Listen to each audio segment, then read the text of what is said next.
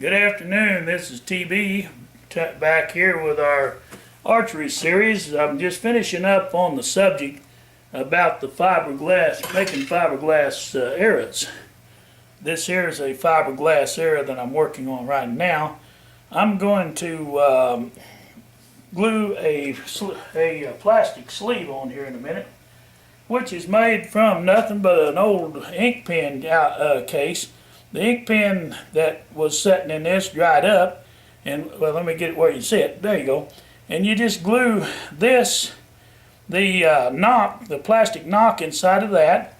You take a rasp or a file and rasp this down on your fiberglass rod until it fits. Now you can get one of these are twice as long as this one. You can get them for about $2.49 plus tax at Atwood's is where I got these.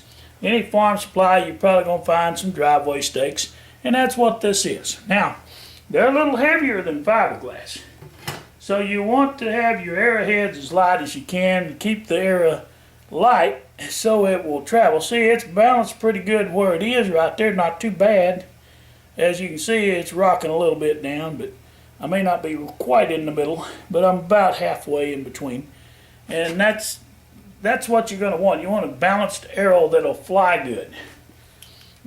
I like cane better, but I can't get any cane. I'm in nowhere near a river bottom so that has any cane close to me, so this is what I'm using. I prefer cane because I can make quick changeable heads for them. And they are lighter and they fly faster, but they will break. This fiberglass don't break. It has its pluses too. It don't break. I haven't broke one yet. I'll put it that way. If it breaks, it would surprise me. It probably just bounce off. Most of the time it just does that, bounces. You might ding the end of your arrowhead. See, I'm fixing to cut this off. I could leave it the full length that it is. It wouldn't hurt anything really, except that it would be longer than your carbon arrows when you're putting them in your quiver. So what I'm going to do is I'm going to cut them off about the same length as my carbon arrows that I'm using. It doesn't really matter that they're all that perfect. I'm just going to cut it off about 4 inches here, 6 inches I guess it is roughly. I'm going to cut it off right there with a hacksaw. And then I'm going to cut a groove in it, and I'll show you how to do that. And what you want this here arrowhead to be able to go down in here about that much. Well, let me put it in front here.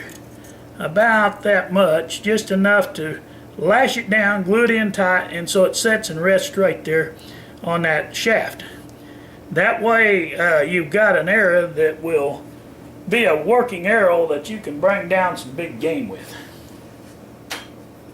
Okay, with that being said, now I'm going to get back to whittling this off. Like I said, let me get my arrow laid out, because you got to put this up here on account I'm going to be adding on a little bit with that plastic tip. Where did I do with it? Here it is.